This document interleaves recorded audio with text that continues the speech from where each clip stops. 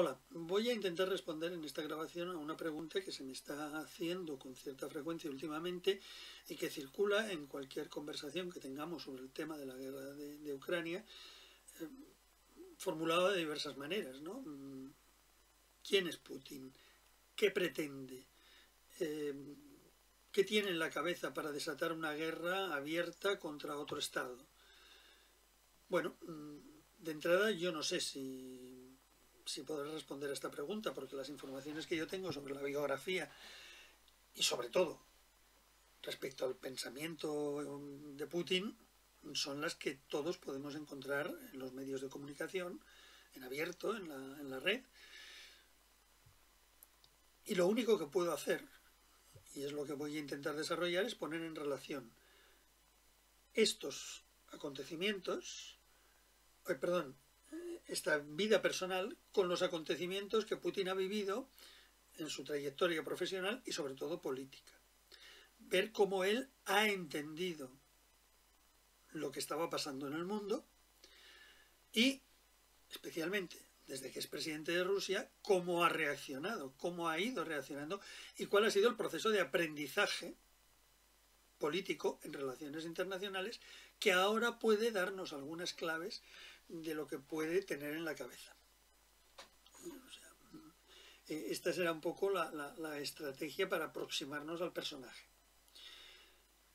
La segunda cosa que quiero decir es que la pregunta me parece pertinente. ¿Quién es Vladimir Putin? Normalmente en geopolítica no se hace demasiado caso de los liderazgos políticos. ¿Por qué? Porque la geopolítica se ocupa de los fundamentales de la acción del Estado. Se ocupa de aquello que marca la larga duración, no las alternativas del día a día o los bandazos políticos que pueda dar uno u otro gobierno y que si van en contra de esos fundamentales pues suelen ser de muy corta duración. Pero en este caso el propio Putin nos ha querido dejar muy claro que aquí hay un elemento de proyecto personal, o sea, hay un proyecto para el Estado ruso, pero también hay un proyecto, una manera de entender y de gestionar la crisis que es propia de Putin. El otro día se encargó, para que todo el mundo lo viera, de retransmitir por televisión la última sesión del Consejo Nacional de Seguridad de Rusia, donde él, delante de todo el mundo, supongo que lo habéis podido ver, se impuso al nada menos que al responsable del Servicio de Información y al propio ministro de Asuntos Exteriores y les marcó la línea a seguir, y aplastó sus dudas sobre si todavía estábamos en un momento de negociación con Ucrania. Claro, esto nos está dando un mensaje muy claro que no solo existe, sino que además Putin quiere que se sepa una dirección personal de la política exterior rusa. Bueno, pues aquí sí que podemos abrir un campo de análisis y de debate sobre la mayor o menor influencia de las actitudes del personaje en lo que está sucediendo. La tercera cosa que me gustaría decir como previa al desarrollo de las ideas de este vídeo es que estamos viendo cómo en los medios de comunicación y en los comentarios de los oyentes o de los lectores, etcétera, se está comparando continuamente a Putin con Stalin, con Hitler, con Milosevic o con cualquier dictador sumamente autoritario de la historia reciente de Europa. Bueno, yo más bien sería de la opinión que le oí en YouTube hace pocos días al coronel Palacio, un geoestratega del ejército, donde decía muy claramente: Putin ni es Stalin, ni es Hitler, ni es Milosevic. Putin es Putin. Y yo añadiría, no ganamos nada, ni siquiera pensando en combatirlo, quienes quieran hacerlo, no ganamos nada confundiendo a Putin con otro personaje. Hay que operar con la realidad. Y la realidad es que Putin no es Hitler y no es Stalin ni es Milosevic. Tiene su propia trayectoria personal y vive en un momento histórico determinado. Y es con eso con lo que hay que trabajar para entender lo que está pasando, para poder reaccionar correctamente. No si lo confundimos con otro momento histórico o con otras maneras de hacer. Bien, uno de los primeros elementos de la vida de Putin que todo el mundo interpreta como definitorios de su acción política es haber empezado su carrera profesional como funcionario del KGB. Y no en cualquier sitio, sino haber empezado a ser un responsable de nivel medio alto del Servicio de Información de la Unión Soviética en la República Democrática Alemana, en Dresde. ¿Por qué? Pues porque los funcionarios del KGB eran una pieza muy importante del sistema soviético y hasta cierto punto unos privilegiados de ese sistema. Pero sobre todo eran funcionarios del Estado y funcionarios que ejercían poder, y un poder jerárquico, vertical. Y esto es importantísimo porque a lo largo de toda su trayectoria posterior, Putin ha demostrado que es, no sé si un hombre de Estado, yo creo que sí. Otra cosa es que ejerza esa categoría de hombre de Estado bien o mal, eso ya es otro juicio. Pero es un hombre que tiene en su cabeza el Estado, cuando actúa todo el Estado. Pero incluso por encima de hombre de Estado, es un hombre del Estado. O sea, él sirve al Estado ruso porque para él el Estado encarna a la nación. La historia de Rusia, tal como él la entiende, la etnia rusa, la cultura rusa, incluso la religión, que forma parte indisociable de su manera de entender Rusia, tienen sentido a través de la plasmación física que es el Estado ruso.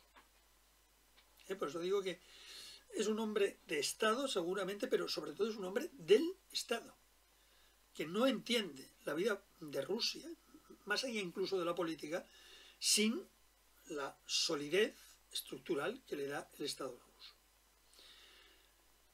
Y desde luego, yo no sé si Putin sabe actuar regular, mal o bien, muy bien seguramente no, pero regular, mal o bien como hombre de Estado. Lo que sí sé es que Putin entiende muy bien el poder. Eso que también era una característica del Estado soviético. El ejercicio del poder. Sabe cómo funciona, sabe utilizarlo y sabe imponerse. Es sobre todo un hombre del Estado y que utiliza el poder. Lo entiende. Y ya digo, Putin ejercía estas funciones al servicio del Estado y del poder no en cualquier lugar. En la República Democrática Alemana, ese Estado que había sido creado expresamente para sostener una tensión constante entre el Pacto de Varsovia y el bloque occidental. La República Democrática Alemana era un Estado muy especial dentro del Pacto de Varsovia. Era el Estado que cicatrizaba, que cauterizaba ese punto central de Europa donde no existía un Estado cojín que separase los dos bloques. Y ya dijimos en el vídeo anterior que la Unión Soviética había utilizado la estrategia de situar allí 500.000 de hombres para impedir un ataque sorpresa del bloque occidental, para disuadir de cualquier conflicto caliente en la ciudad de Berlín y en la línea fronteriza del Estado. Todo lo cual no evitaba continuas tensiones. Ya digo, era esa falta de un Estado cojín que limitara la posibilidad de un enfrentamiento. Y Putin está allí para operar más allá del muro, para saber qué piensan y cómo van a actuar los occidentales, y como todos los funcionarios del KGB, también para saber qué estaba pasando en la República Democrática Alemana. En el preciso momento en que el Estado al que sirve está entrando en crisis. En el preciso momento en que ese poder del cual él era una cadena de transmisión, se está quedando sin recursos, se está quedando sin medios. Putin, como todos los funcionarios del Estado soviético, ve como Gorbachov, como el equipo político que dirige, está cediendo una vez tras otra poder, capacidad de actuación en la Europa oriental al bloque occidental. A cambio, bueno, de una benevolencia, de una simpatía más o menos universal, unas palmadas en la espalda y sobre todo de los créditos que se necesitan para alargar la agonía de la economía soviética. Eso tuvo que ser desmoralizador. El propio Putin ha explicado cómo para él fue un shock, un completo shock, ver cómo se descomponía el poder del Partido Socialista en la República Democrática Alemana y los manifestantes comenzaban a increpar, a encararse con las tropas rusas y con los funcionarios del KGB. Y cómo en ese momento nadie sabía cómo actuar porque no existían instrucciones del centro, porque no existían instrucciones del gobierno soviético, que difícilmente podía dar órdenes o podía decidir cómo actuar cuando ya había pactado con los occidentales la renuncia al control del espacio de la RDA e incluso la práctica disolución del Pacto de Varsovia. En ese momento Putin sufre un shock, explicado, ya digo, por él mismo. Está perdiendo su condición de herramienta del poder. En Moscú no hay más que silencio. Nadie sabe qué hacer. Por otro lado, también hay que decir que los funcionarios del KGB, que eran unos privilegiados dentro del sistema, pero no lo eran en el terreno económico necesariamente. Tenían sus pequeñas prebendas, pero un dato que nos explica muy bien el personaje. Cuando deben abandonar la RDA, los contactos que ha hecho allí, los amigos que tiene, les regalan a él y a su esposa una lavadora de segunda mano. Porque resulta que hasta eso era difícil de encontrar en la Unión Soviética. Eso nos da una idea del nivel de vida. O sea, nos dice que en la Unión Soviética las diferencias evidentemente eran infinitamente menores, las diferencias sociales, de lo que existe ahora en Rusia o en cualquier país occidental. A Putin no le duele la pérdida de su cargo o de los privilegios económicos que pueda tener aparejado.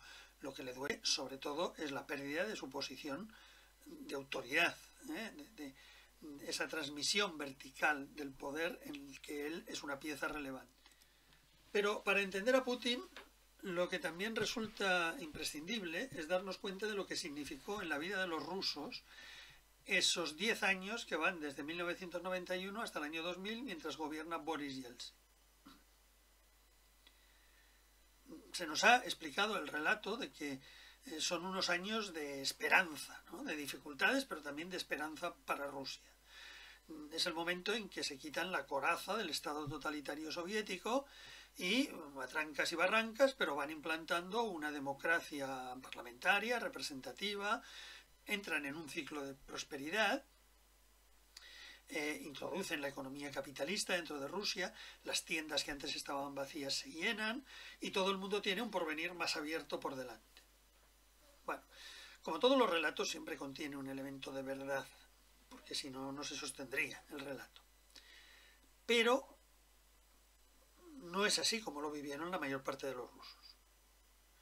Para muchísimos ciudadanos de la nueva República de Rusia, esta década fue traumática, fue incluso una pesadilla,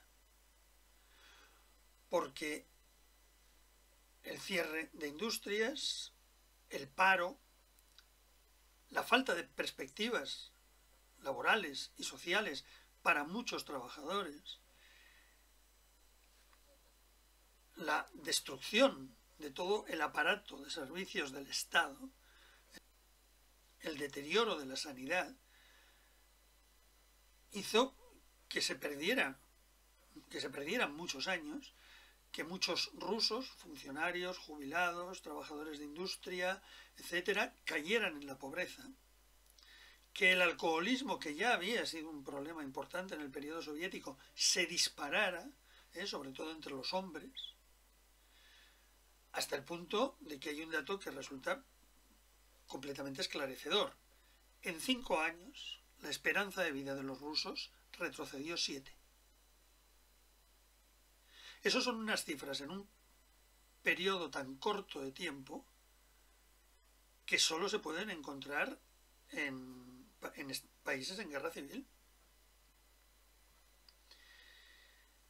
Por otro lado, cuando se habla de la democracia rusa, cuando se añora el periodo anterior a Putin, cuidado, debemos ser prudentes, porque no hubo demasiado respeto a la democracia, a la voluntad de los electores. Una cosa que no se suele comentar es que en la década de los 90, en casi toda la década, a partir sobre todo de 1992-93, el partido favorito de los votantes rusos fue el Partido Comunista. Y en algunos momentos ganaba de largo. En las elecciones de 1992 resulta elegido Boris Yeltsin, y el Parlamento, en cambio, al año siguiente es un Parlamento dominado por las fuerzas de oposición al presidente y encabezado por el Partido Comunista.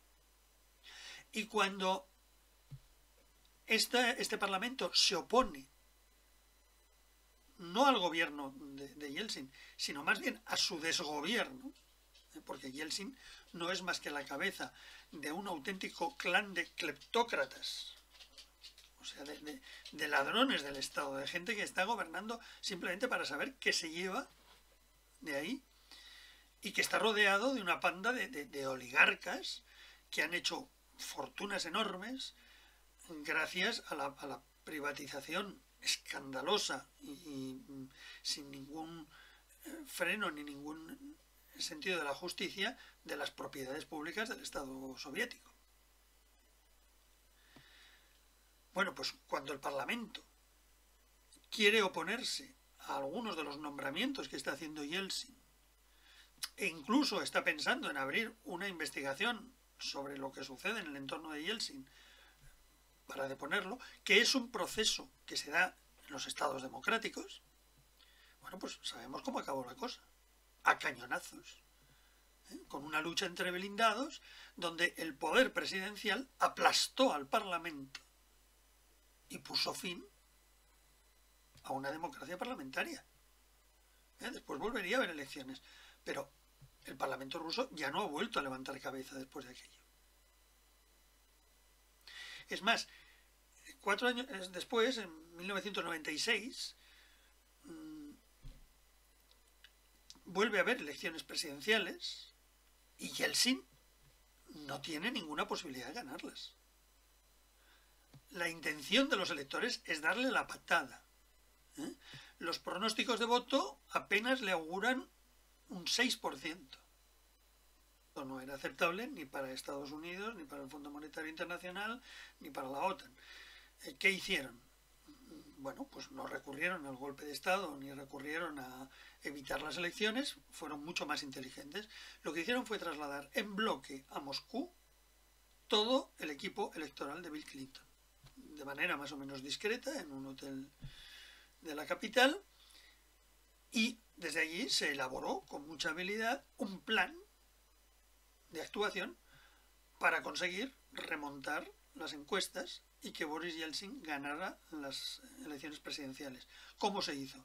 Pues lo primero fue reunir a todo el grupo de oligarcas que rodeaban al clan de Yeltsin y pedirles unas cantidades muy grandes de dinero adelantadas para las elecciones.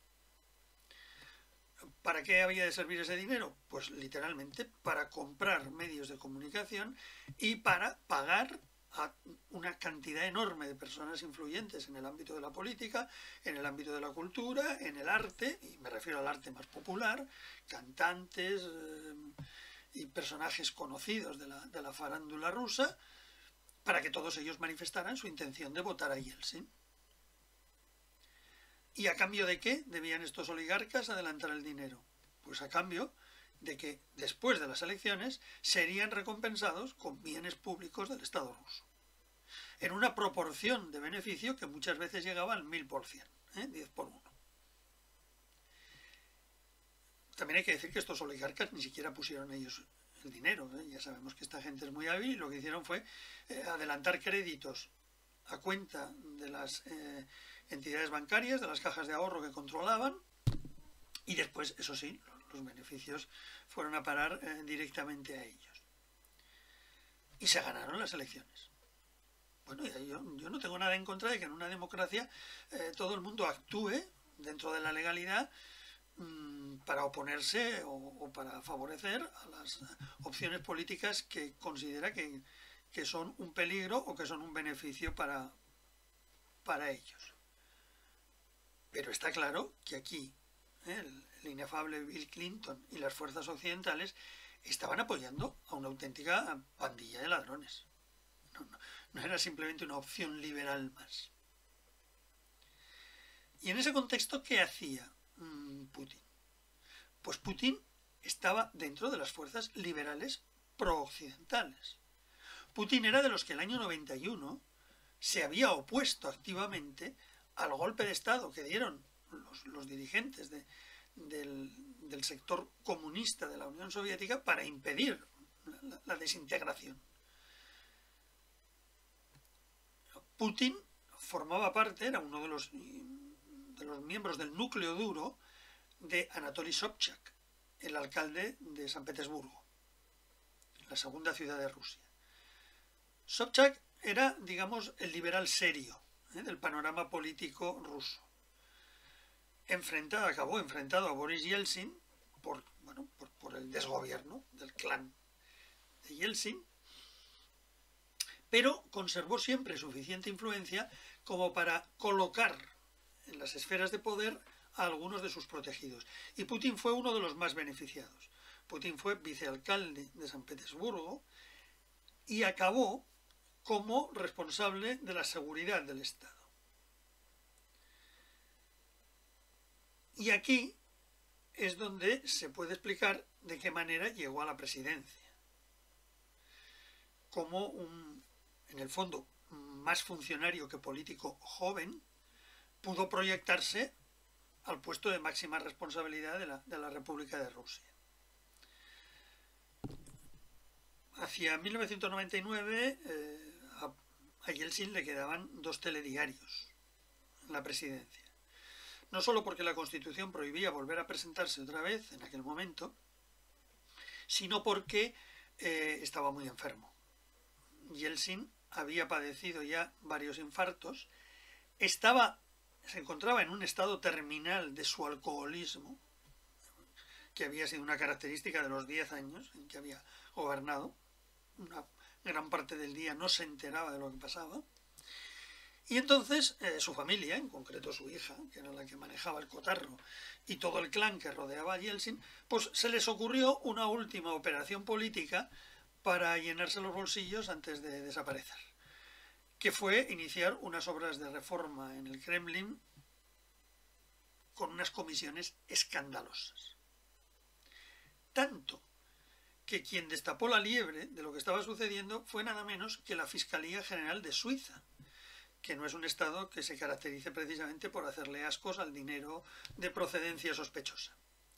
Pero la fiscal general de Suiza trasladó personalmente en Moscú al fiscal general de Rusia que estaban pasando cosas muy extrañas, que a Suiza estaban llegando, a cuenta de las obras del Kremlin, unas cantidades de dinero imposibles de justificar.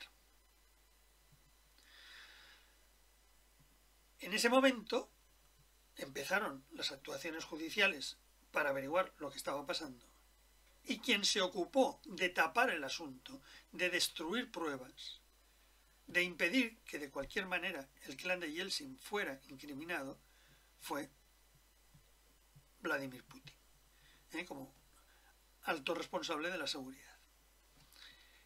Por eso, el grupo de Yeltsin le devolvió inmediatamente el favor, proyectándolo a la presidencia de Rusia justo antes de las siguientes elecciones.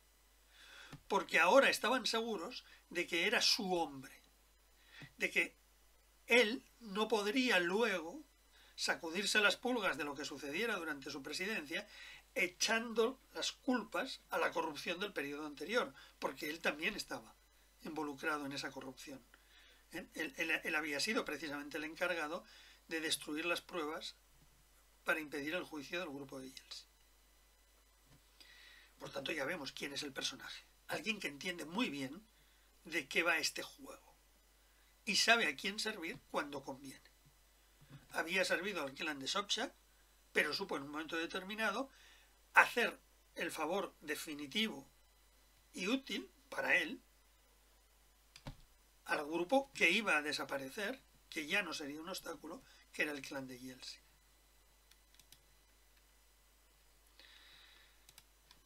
Y aquí es donde entramos en los acontecimientos que han presidido el periodo de presidencia de Vladimir Putin. Y que yo creo que son, al menos en el panorama internacional, bastante significativos de su trayectoria y de lo que está haciendo ahora. Por un lado, justo antes de que él llegara al poder, al máximo, había sucedido algo que para los rusos fue impactante, para los responsables de la política exterior rusa. Fue impactante. Es verdad que ahora Rusia, la antigua Unión Soviética, había perdido su colchón de seguridad.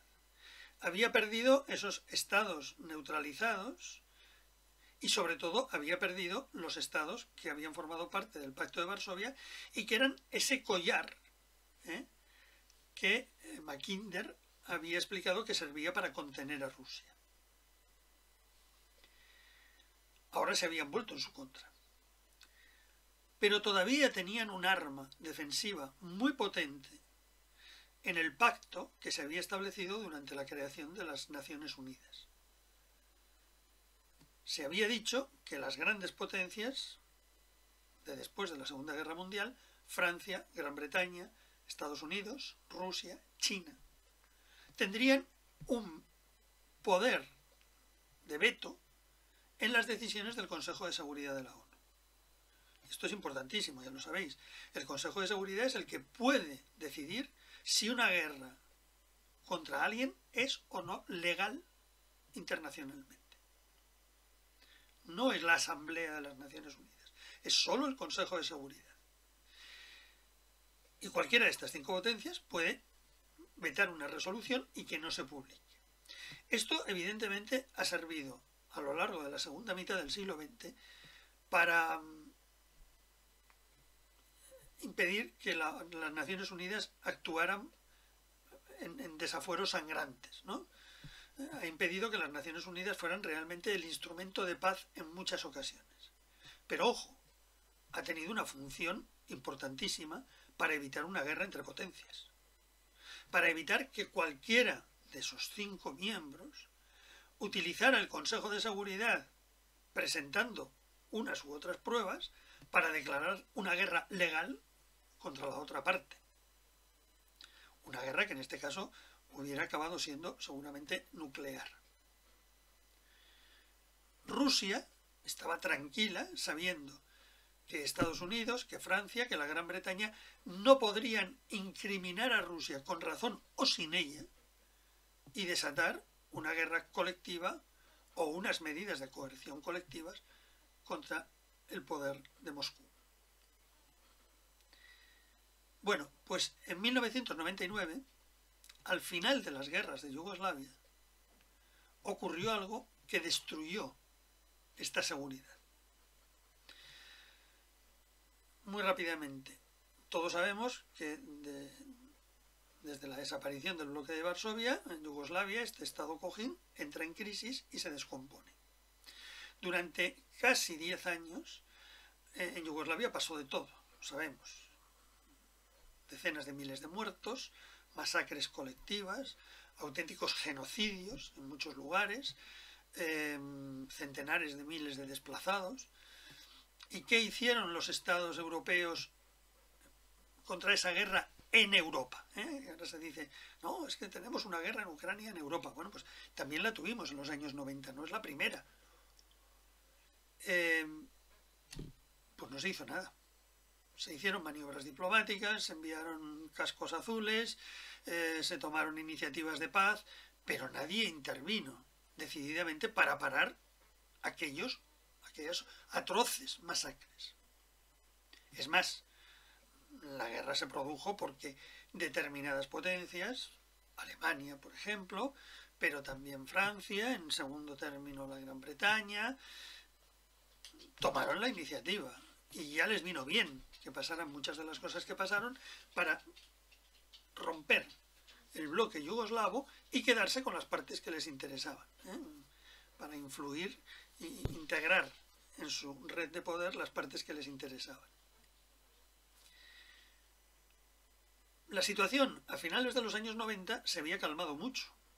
Bueno, pues porque Milosevic retenía el poder en Serbia, seguía existiendo una república yugoslava, que era ya prácticamente Serbia y Montenegro, pero ese Estado yugoslavo había perdido todas las guerras. Había perdido la guerra en Eslovenia, la había perdido en Croacia, la había perdido en Bosnia, y por tanto la situación de Milosevic era muy débil. Se mantenía en el poder gracias a los votos tanto de la izquierda como de los ultranacionalistas serbios, pero su poder estaba muy venido a menos. En ese momento se reaviva inesperadamente la crisis que había dado pie al inicio de toda esta historia, a la descomposición de Yugoslavia, que eran las protestas de la mayoría de población albanesa que vivía en el Kosovo, en una de las antiguas regiones autónomas de Yugoslavia. ¿Por qué ahora se reavivan estas protestas? Bueno, pues porque al lado, en la Albania propiamente dicha, el Estado se había hundido.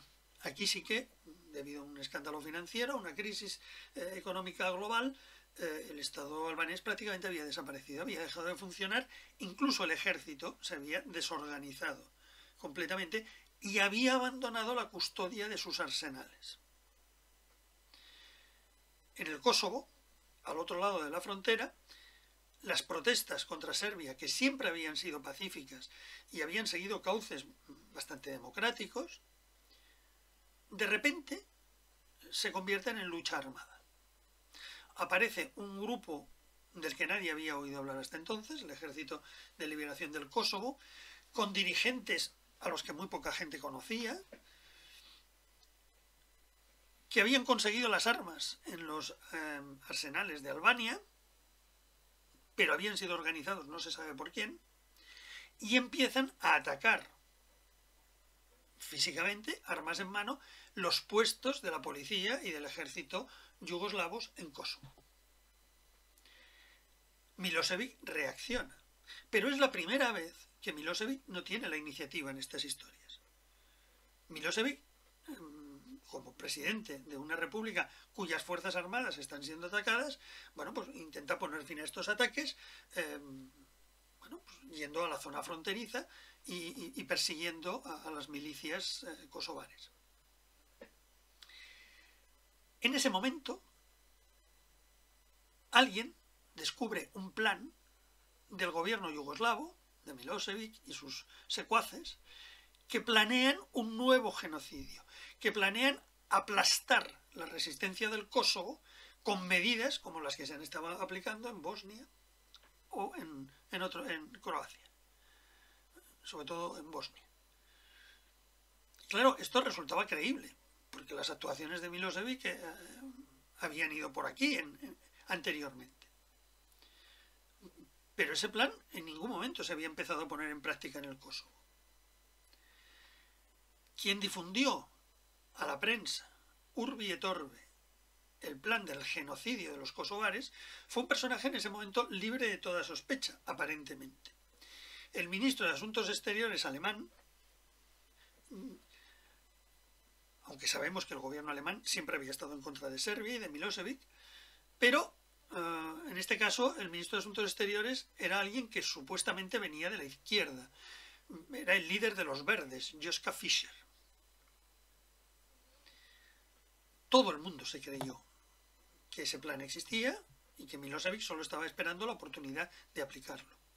No solo desató una oleada de solidaridad con los kosovares, sino también una huida masiva de miles de personas que abandonan el Kosovo, que atraviesan la frontera y en cuanto llegan a Albania, en la misma línea fronteriza, organizan campamentos para evitar ser perseguidos o masacrados por las fuerzas yugoslavas.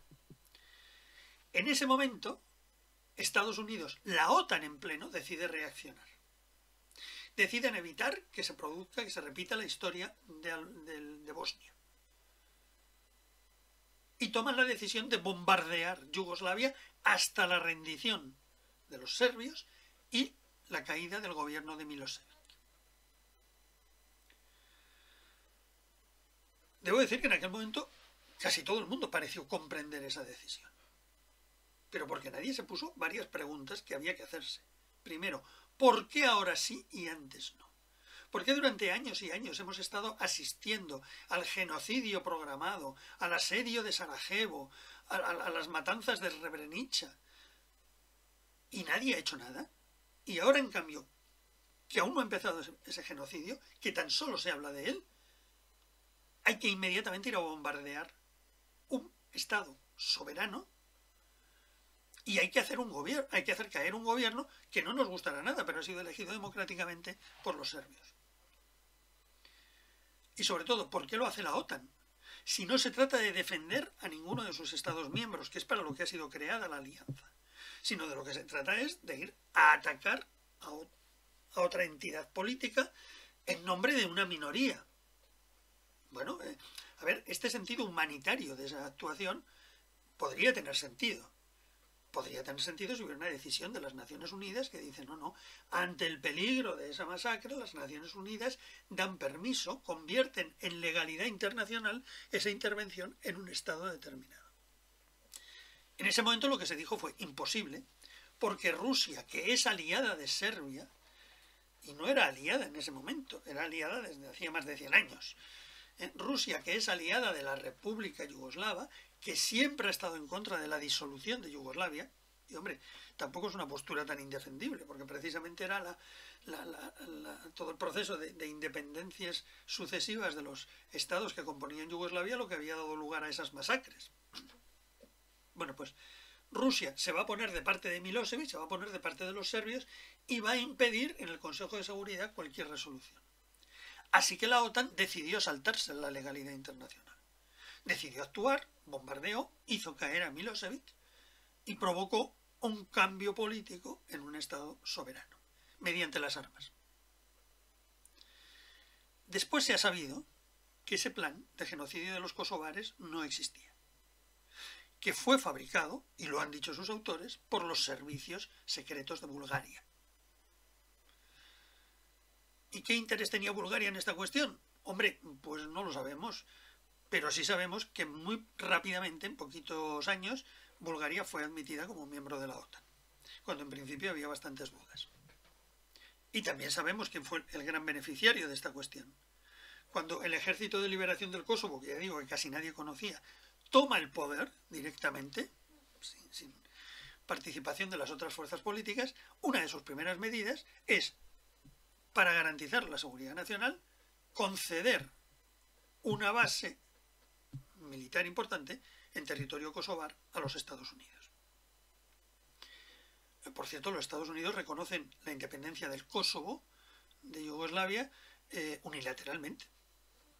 Es una independencia autoproclamada que no es reconocida por las Naciones Unidas, que no es reconocida por muchos estados, pero que los Estados Unidos de América deciden que sí, que es legítima y que la reconocen. Y a partir de ese momento se instalan en los Balcanes, con mucha más fuerza de lo que nunca habían tenido. Claro, para los rusos esto fue definitivo. O sea, ya no existía la legalidad internacional. Ya no tenían esa arma del veto en las Naciones Unidas para impedir la agresión, con motivo o sin motivo, de uno de esos aliados o de la propia Rusia. Otra de las cosas que nos está diciendo estos días es que Putin, cuando llega al poder, va a desarrollar una política pro-occidental. Es consciente de que necesita los capitales, la tecnología, el marco de relaciones internacionales que puede ayudar a recomponer la economía de Rusia y a relanzar el Estado ruso. Hay que saber que cuando se producen los atentados del 11 de septiembre, el primer jefe de Estado que llama a George Bush y se pone a la disposición de los Estados Unidos para combatir a los culpables, fueran cuales fueran, de esos atentados, es Putin.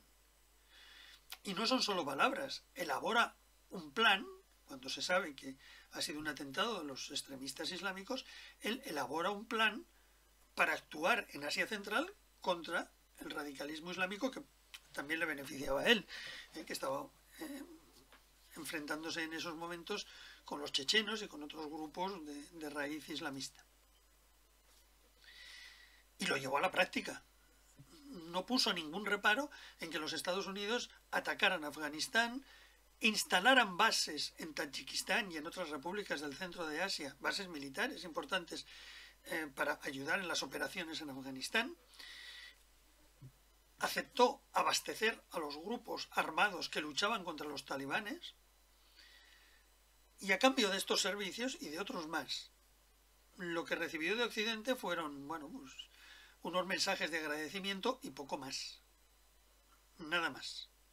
En ese momento domina en la Casa Blanca pues todo el equipo neoliberal de asesores de la familia Bush, del círculo de Bush y de Dick Cheney, Wolfowitz, etcétera, que lo que quieren es actuar de manera unilateral, consolidar ese poder unipolar de Estados Unidos en el mundo que se había producido después de la caída del muro, y consideran que el asunto de Afganistán es cosa suya, que no deben ni negociar ni coordinar con nadie.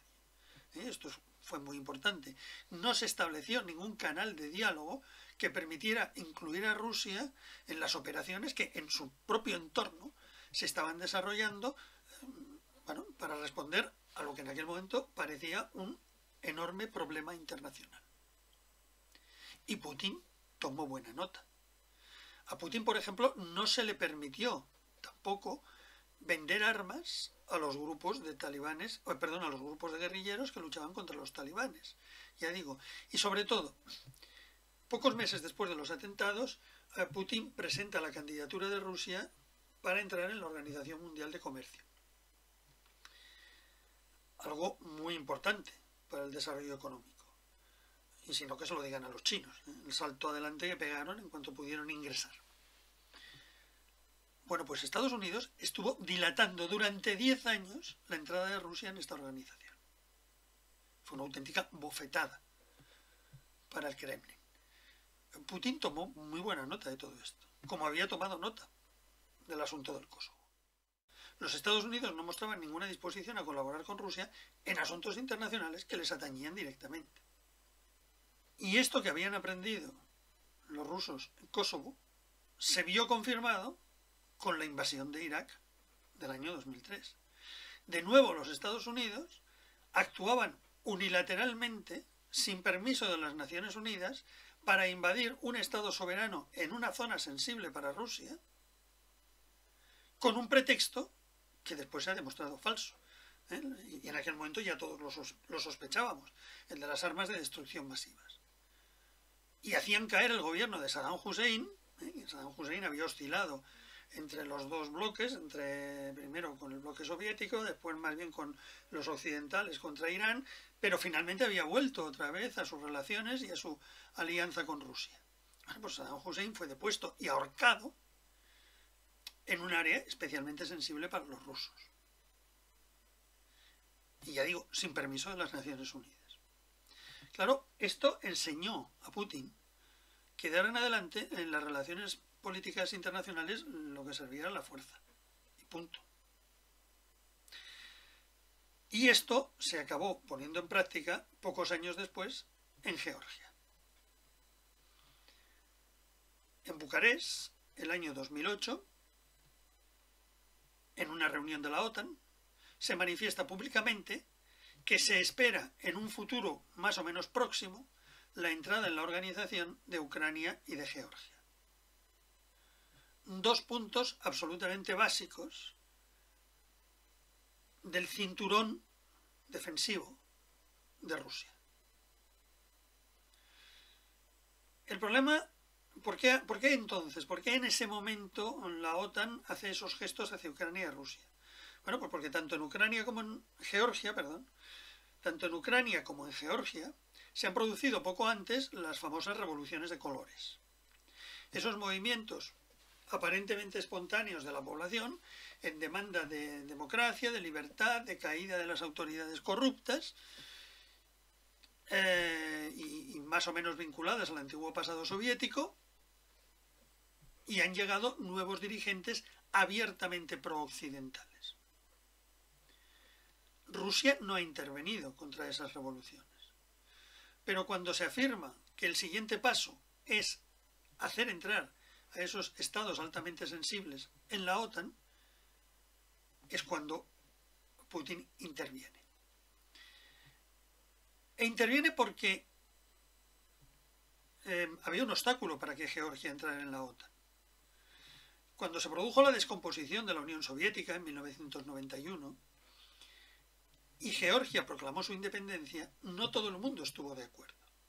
Dentro de Georgia existían repúblicas autónomas, teóricamente diferenciadas de la propia Georgia.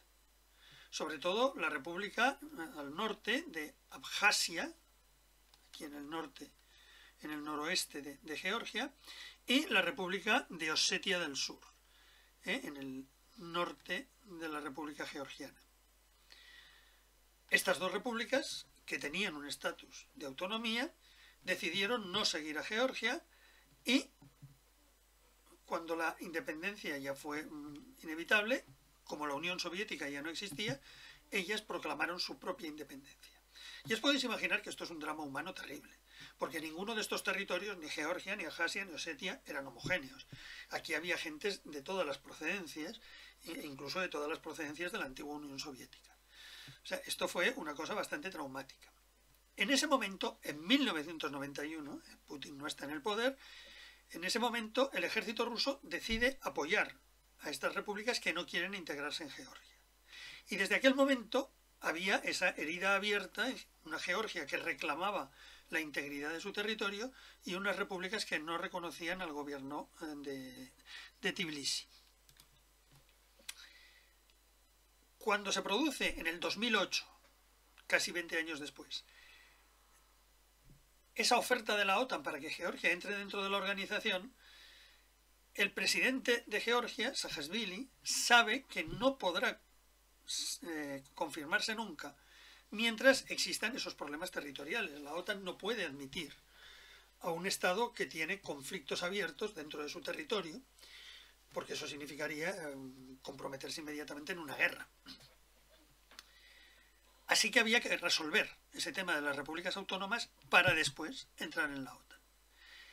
Animado por miembros de la Organización Atlántica, Saakashvili decide liquidar el asunto enviando tropas a luchar con las milicias de estas repúblicas.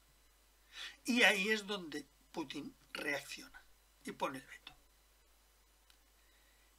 Reconoce la independencia de esas repúblicas, envía tropas, se enfrenta con las fuerzas georgianas y en 5 días acaba con el tema. Fijaros que tiene relación con lo que ahora está pasando en Ucrania. De aquí hubo varias lecciones. La OTAN no reaccionó. La OTAN había empujado a Saakashvili a hacer cosas, bueno, la OTAN o miembros de la OTAN o quien fuera, pero había empujado en nombre de la OTAN a Saakashvili a hacer cosas y después los georgianos se quedaron con el culo al aire, porque nadie intervino en su favor. Además, había sido posible congelar de nuevo el conflicto, convertir este tema en un asunto a resolver sine die, que era la especialidad de Rusia desde el año 91, y se había podido evitar que la OTAN se instalara en una frontera altamente sensible, el Cáucaso, que era uno de los límites que marcan el territorio ruso desde hace siglos, y donde estaba el problema de Chechenia, el problema de los gasoductos y los oleoductos que vienen desde Azerbaiyán, etc. Ahora también una lección de la que pocos sacaron las consecuencias. En esa lucha, aunque fue un triunfo rápido de las fuerzas rusas por su aplastante superioridad numérica, se comprobó que una gran parte del material y de las tácticas rusas estaban obsoletos. Y Putin sí que se lo anotó. Y aquí empieza la renovación casi completa de las fuerzas militares rusas. ¿Gracias a qué? Gracias a que esos años posteriores a 2008 son unos años de alto precio de la energía, ¿no? Del gas y del petróleo. Bien, y para terminar, ¿qué es lo que ha pasado desde entonces? Pues han pasado muchas cosas. Han pasado que esa crisis desde el 2008 se va a repetir en el 2014 en Ucrania, y ahora tenemos de nuevo en Ucrania otra en el 2022. Fijaros que ya casi hay un ritmo cronológico de las crisis, ¿no? En periodos temporales que no se diferencian mucho el uno del otro. Y esto es lo grave. Si volvemos a esa teoría de las zonas de tensión y de las zonas de cojín en las relaciones internacionales, vemos que cojines prácticamente no quedan y que los límites entre unas fuerzas y otras se están convirtiendo en zonas de tensión permanente. ¿Qué es lo que tiene Putin en la cabeza? Bueno, pues en el siguiente vídeo, para no alargarnos más, hablaremos de qué pasa concretamente en Ucrania y cuáles pueden ser estos proyectos de intervención. Pero hay una cosa que no se está mencionando sobre la idea que tiene Putin de qué tiene que dejar como legado de su presidencia. Lo que está claro es que Putin no quiere ser el hombre que ha perdido Ucrania. No quiere pasar a la historia como el presidente que se dejó comer por los pies y permitió que la Alianza Atlántica llegara hasta las puertas de Moscú y de San Petersburgo, en los países bálticos. Necesita recomponer esa unidad, incluso mística, espiritual de los pueblos rusos. Está bastante claro, por mucho que se vocifere y se diga, que Putin en este momento no está pretendiendo controlar los estados de Europa Oriental. Otra cosa es que pretenda influir, pero no pretende reintegrar dentro de Rusia ni las repúblicas bálticas ni los estados de Europa Oriental. Pero sí que pretende dos cosas: reunir bajo un mismo techo las repúblicas de los estados eslavos rusos, propiamente rusos, que para él son Rusia, Bielorrusia y Ucrania. Y por otro lado, lo que pretende es alejar la amenaza atlántica, esa doctrina estratégica de los rusos de siempre. Casi nadie está recordando, bueno, nadie, que yo sepa, está recordando estos días, que hace ya años Putin se planteó una unión binacional de Bielorrusia y Rusia, que era la que políticamente podía plantear en aquel momento.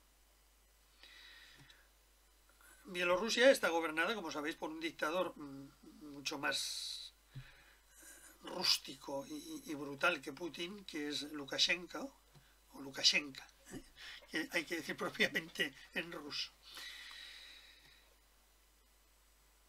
Lukashenko aceptó ese acuerdo de futuro, de que en unos años Rusia y Bielorrusia volverían a configurar un estado binacional. Ojo, Putin no está pensando en suprimir la independencia ni de Bielorrusia ni de Ucrania como tales estados.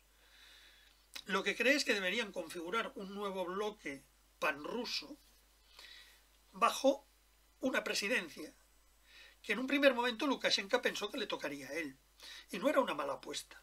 Es el presidente de un estado pobre y pequeño y relativamente poco poblado, y podía convertirse en el presidente alejado de los asuntos diarios, pero en el presidente de una entidad binacional que incluye toda Rusia con su poder, y eso en las relaciones internacionales le permitiría brillar mucho. Pensó que seguramente él sobreviviría políticamente a Putin, porque su gobierno tiene un carácter muchísimo más dictatorial. Lo que pasa es que con el paso de los años se encontró con el obstáculo de que Putin seguía al cargo, se había inventado una artimaña constitucional para volver a la presidencia al cabo de un periodo, y le recordó a Lukashenko el acuerdo que tenían. Porque de verdad quien quiere ser el presidente de esta entidad supraestatal es Putin. Ahí Lukashenko se encontró en arenas movedizas y realizó un movimiento hace unos años, que tampoco lo recuerda ahora nadie, un movimiento bastante peligroso, que fue para evitar la presión de Putin, que le estaba recordando que tenía que abandonar la presidencia para crear esta entidad, Lukashenko intentó negociar con la Unión Europea, aproximarse a Occidente para contrapesar el poder de Putin. Una jugada peligrosísima, porque inmediatamente Putin le avisó de que si seguía con esos tratos, él le iba a cortar el suministro de gas y de petróleo. Y esto es vital para Ucrania, no solo porque los utilice como energía para calentarse y para todo, sino porque una de las pocas exportaciones rentables que tiene Bielorrusia es refinar y reexportar los productos energéticos que le vende Rusia a muy bajo precio. Además, los occidentales, como siempre, le hicieron la cama a Lukashenko. Aceptaron su acercamiento, pero inmediatamente empezaron a decir que era un dictador, porque lo que quieren los occidentales es atraer a Bielorrusia hacia su esfera. Empezaron a acusarle como dictador, de falta de respeto a los derechos humanos, y le montaron una revolución de colores. O como mínimo animaron a quienes se echaron a la calle para atacar la dictadura, mira, justo en ese preciso momento, ¿no? Eso es lo sospechoso. Lukashenko tuvo que volver a pedir ayuda a Putin. Putin se debió reír lo suyo y entonces le ayudó a controlar, como siempre, la situación policialmente. Volvió a pactar con él las entregas de gas a bajo precio, pero le exigió una fidelidad incondicional, que es la que se ha mantenido hasta ahora y la que mantiene en esta crisis de Ucrania. Por tanto, yo simplemente recuerdo que para cuando Putin, que algún día llegará y él lo sabe, tenga que dejar la presidencia de Rusia, está soñando con dejar como legado una entidad supraestatal que aglutine las tres repúblicas y de la cual seguramente él sueña con ser el presidente, que sería una manera de dejar la presidencia de Rusia, pero no de abandonar el poder completamente y de poder seguir actuando en el marco internacional, que es el que a él le interesa. Bueno, pues lo dejamos aquí y hablaremos la próxima vez de Ucrania.